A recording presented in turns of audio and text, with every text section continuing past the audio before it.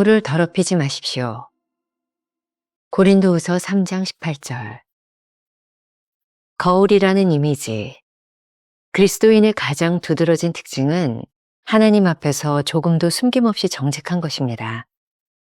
어떤 사람이 하나님의 영광을 계속 보아왔다면 그는 거울처럼 하나님의 성품을 반사할 수밖에 없기 때문에 누구든지 그를 보면 자신의 깊은 영혼 속에서 그를 통한 하나님의 영광을 인정할 수밖에 없습니다. 그러므로 우리 영혼 안에 거울을 더럽히는 것들을 주의하십시오. 가끔 최선의 것이 아닌 차선의 것들이 우리 영혼을 더럽힐 때가 많습니다. 우리를 통해 하나님의 성품이 비춰지고 사람들은 이를 통해 하나님의 모습을 봅니다. 그러니 우리 영혼이 더럽혀지지 않도록 해야 합니다. 그런데 이 거울을 더럽히는 것이 있습니다. 바로 최선이 아닌 차선입니다. 차선은 늘 최상, 최고, 최선을 방해합니다. 어느 순간 최선을 택하지 못한 삶은 일그러진 거울이 되어 하나님의 모습을 비추지 못합니다. 일부러 악한 길을 택하는 사람은 거의 없습니다. 자꾸 최선을 외면하고 차선을 택하려는 우리 본성에 민감해야 합니다. 집중의 원리. 순종의 길은 오로지 하나님께 집중할 때 가능합니다. 챔버스의 묵상에는 Concentrated keeping of the life open towards God 이라는 표현이 있습니다. 우리 삶에 지속적인 집중과 하나님께 열림이 필요하다는 말입니다. 조급함 때문에 주님 안에 거하는 관계에서 벗어나서는 안 됩니다. 가끔 소란한 일들이 발생해도 그 소란이 마음을 동요케 해서도 안 됩니다.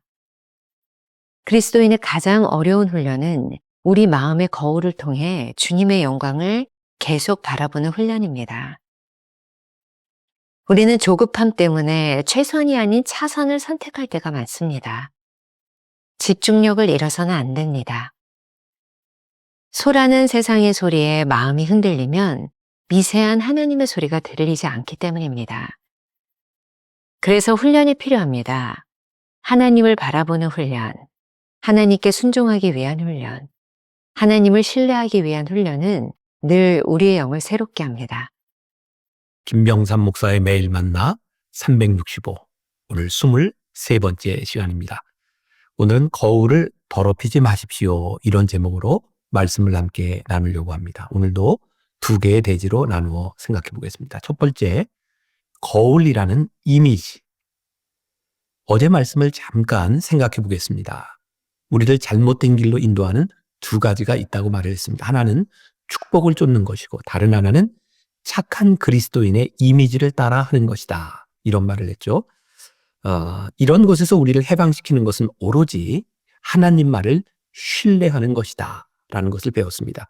챔버스는 오늘 그리스도인의 삶을 거울이라는 이미지로 바라보라고 합니다. 어떤 사람이 그리스도인일까요? 챔버스는 그의 묵상에서 이렇게 정의합니다. 그리스도인의 가장 두드러진 특징은 하나님 앞에서 조금도 숨김없이 정직한 것입니다. 어떤 사람이 하나님의 영광을 계속 보아왔다면 그는 거울처럼 하나님의 성품을 반사할 수밖에 없기 때문에 누구든지 그를 보면 자신의 깊은 영혼 속에서 그를 통한 하나님의 영광을 인정할 수밖에 없습니다.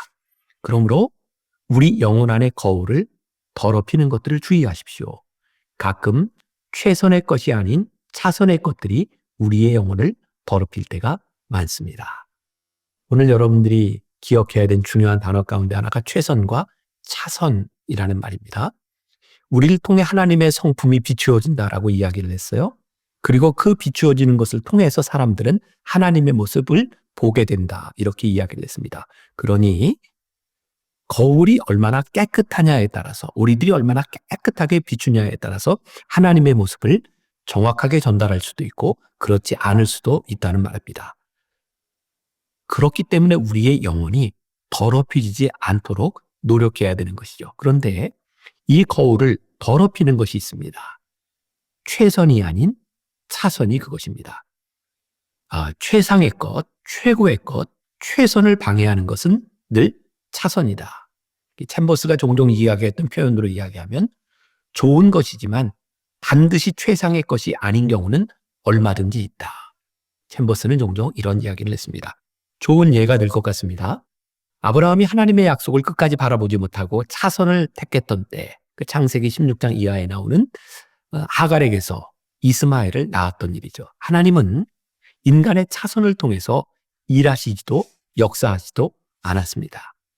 생각해보면 2000년 교회 역사 가운데 교회가 타락했던 것은 늘 최선이 아닌 차선을 선택했기 때문은 아닌가라는 생각도 하게 됩니다. 하나님께 집중하지 못했던 결과들, 지금 서구에 있는 많은 교회들을 보면서 염려하죠. 교회가 술집이 되어버리기도 하고 또 모스크로 이슬람 사원으로 전락하기도 합니다. 교회가 처음부터 그런 모습은 아니었을 겁니다. 조금 타협하고 조금 양보하고 그렇게 무너져 내린 모습들이죠. 이런 모습이 비단 서구 사회 교회의 모습으로 그칠까요? 그들의 신앙만이라고 이야기할 수 있을까요? 우리들의 모습 가운데서 최선을 택하지 못하는 삶, 조금씩 타협하고 조금씩 양보하는 우리들도 그렇게 무너져 내리고 어쩌면 깨끗하지 못한 거울이 되어 세상의 조롱거리가 될지도 모른다는 생각을 합니다. 그렇습니다. 우리를 잘못된 길과 타락으로 인도하는 것은 악이 아닙니다. 기억하십시오. 차선을 선택하는 일, 일부러 악한 길을 가려고 하는 사람이 얼마나 되겠습니까?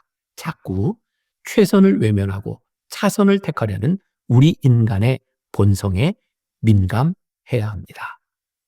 우리가 기억해야 될 김병삼 목사의 한 줄 노트. 차선을 선택함으로 최선을 더럽히지 않도록 해야 합니다. 두 번째 주제, 집중의 원리. 어떻게 우리는 깨끗한 거울의 이미지를 유지할 수 있을까요? 챔버스가 끊임없이 고민하고 따르려 했던 신앙의 삶이 순종의 길이었다면 이 길은 오로지 하나님께만 집중할 때 가능한 일입니다. 오늘 주님은 나의 최고봉 원문에 보면 이렇게 표현이 되어 있어요. Concentrated keeping of the life open toward God.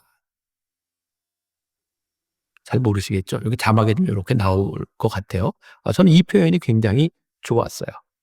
지속적인 집중, 그리고 열려진 눈으로 하나님을 바라보는 것. 하나님만을 바라볼 때 우리 인생에서 그리 대수롭지 않게 생각할 수 있는 것들이 있게 되는 거죠. 예를 들어 하나님만을 바라볼 때 우리들이 그렇게 중요하게 생각했던 옷, 하나님을 바라볼 때 그렇게 중요하게 생각했던 음식, 그렇게 중요하게 생각했던 필요한 일들, 하나님 앞에서 그것이 하찮게 여겨지는 일들이 있게 되죠. 그때 우리의 마음이 집중되기 시작합니다. 우리 마음속의 거울을 통해 하나님의 영광을 드러내는데 방해가 되는 것이 있다. 챔버스의 글을 인용합니다. 조급함 때문에 우리 안에 거하는 관계에서 벗어나서는 안 됩니다. 가끔 소란한 일들이 발생해도 그 소란의 마음을 동요케 해서는 안 됩니다. 그리스도인의 가장 어려운 훈련은 우리 마음의 거울을 통해 주님의 영광을 계속 바라보는 훈련입니다. 여기에서 조급하지 말라 이렇게 말을 하고 있죠. 우리는 조급함 때문에 최선이 아닌 차선을 선택할 때가 많습니다. 집중력을 잃지 말아라. 소란한 세상의 소리에 우리의 마음이 흔들리면 미세한 하나님의 소리가 들리지 않으니 우리가 집중하고 조급하지 말아야 합니다. 기다리는 훈련이 필요합니다. 프랭크 시나트라 그 가수의 노래 제목 가운데도 이런 게 있었죠. The best is yet to come. 최선의 것은 아직 오지 않았다. 기다림은 하나님의 최선의 것을 기다리는 것이고 이것은 우리들의 신앙의 훈련이 필요한 일이죠.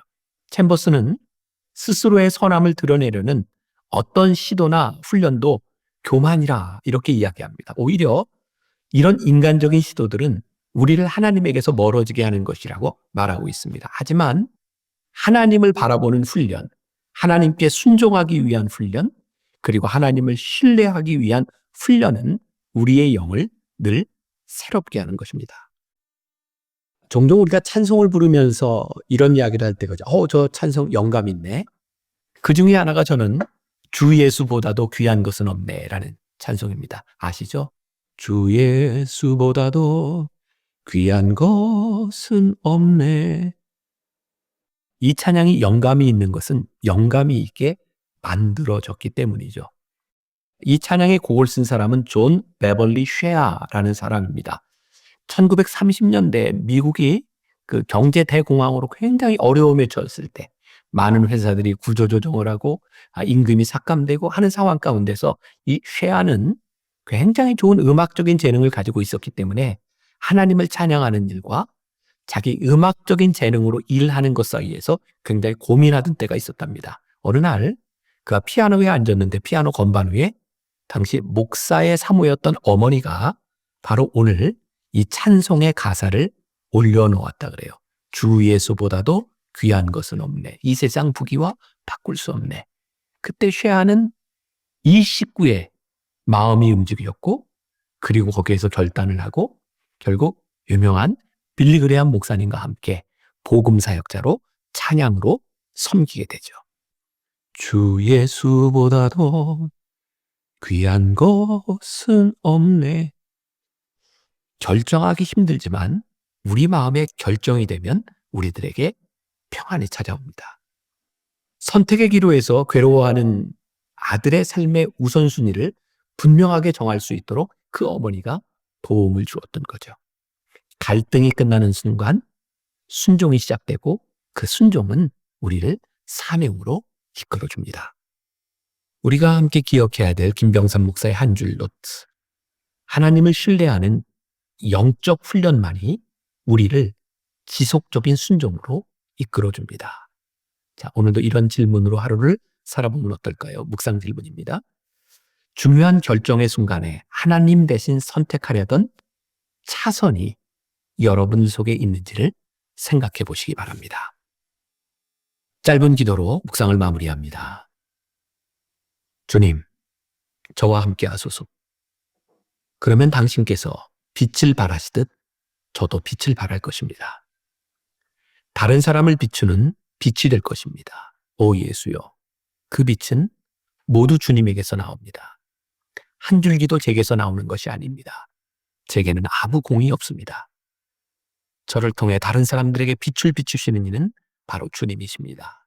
오, 하오니 제 곁에 있는 사람들에게 빛을 비춤으로 주님을 찬양하게 하소서. 저를 비추시듯 그들도 비추소서. 저를 통해 저와 함께 그들을 비추소서. 주님의 높으심과 진리와 뜻을 드러내도록 저를 가르치소서. 아멘.